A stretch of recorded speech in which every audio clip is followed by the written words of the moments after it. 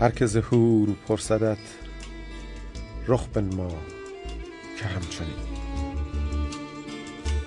هر که ز ماه گویدت بام برآ که همچنین.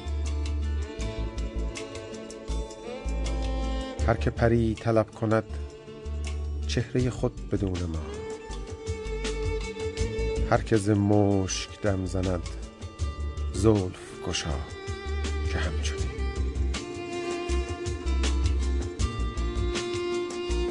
گر ز مسیح پرسدت مرده چگونه زنده کرد، بوسه بده به پیش او جان مرا که همچنین.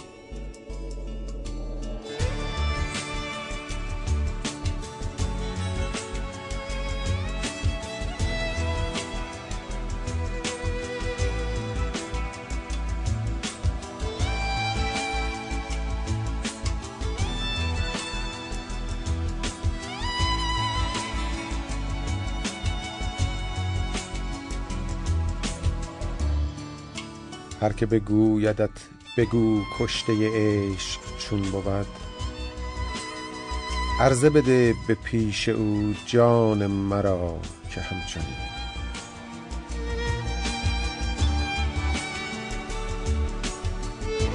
هر که ز روی مرحمت از قد من بپرسدت، ابروی خویش عرضه ده گشت دوتا که همچنین.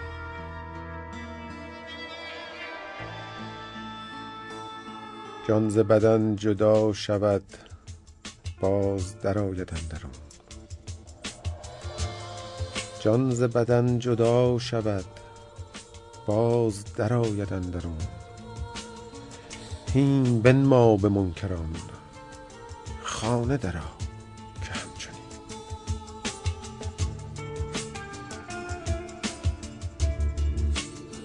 هر طرفی که بشنوی ناله عاشقانه ای، قصه ماست آن همه حق خدا که همچنین. قصه ماست آن همه حق خدا که همچنین.